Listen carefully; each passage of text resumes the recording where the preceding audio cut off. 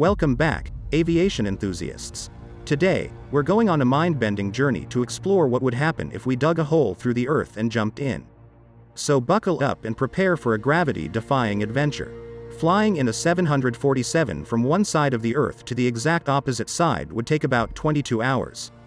But what if we took a shortcut and dug a hole straight through the Earth's center?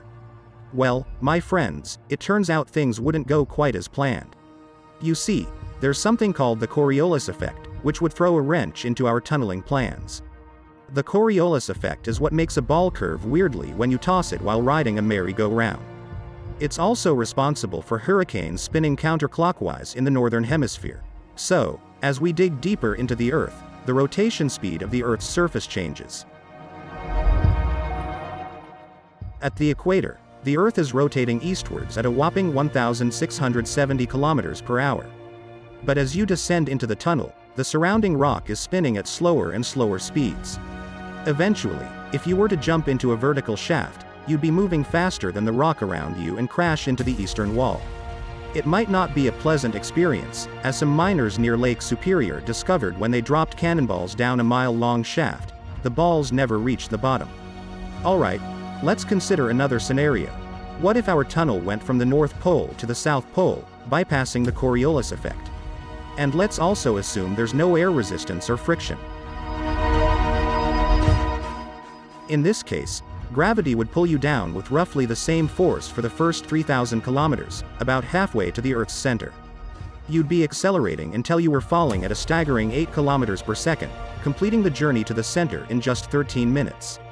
Once you reach the Earth's outer core, gravity would be at its strongest, slightly stronger than what we experience on the surface. But as you continue falling closer to the center, the mass of Earth above you would start canceling out the attraction from below. At the center of the Earth, you'd experience no gravitational pull at all. You'd be floating freely with no sense of up or down. However, don't forget that you'd be hurtling through space at a mind-boggling speed of 22,000 miles per hour, or 6 miles per second. Host. After passing the center, the process would reverse, and you'd gradually slow down until you reach the other side. Finally, you'd come to a stop and could step out onto the surface of the Earth, approximately 37 minutes, or one dryer cycle, later. Now, you might be wondering why we haven't attempted such a daring feat before. Well, the deepest hole ever dug is the Kola superdeep borehole in Russia, reaching a depth of 12 kilometers. They had to stop because it got too hot, a scorching 180 degrees Celsius. Unfortunately, digging a hole through Earth isn't as simple as using shovels. Our planet's core is hot and molten, making it impossible to create a hole all the way through. But let's indulge in some speculation for a moment. Host. What if the Earth were hollow, with the same weight distributed along a thin shell? Well, my friends, things would get interesting. Host. Without the molten iron core, the Earth would lose its magnetic field. We'd be vulnerable to radiation from the solar wind, resulting in the aurora appearing everywhere. The northern, southern, and eastern lights. And if you were brave enough to jump inside the hollow Earth to escape a solar storm, gravity from different parts of the spherical shell would perfectly cancel out. You'd float freely as if gravity didn't exist at all. Of course, you'd need a spacesuit because there wouldn't be enough air inside to breathe. And don't forget the mirrored walls. But that's just pure speculation for now. Now, let's step back outside of Earth and talk about gravity.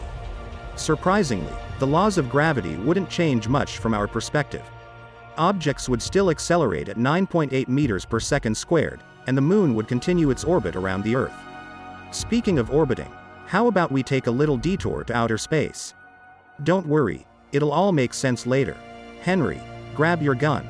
Come on, let's go. Make sure to click the annotation on the screen to head over to my channel, Vsauce, where you can join us for the rest of our gravity-defying adventures. See you there.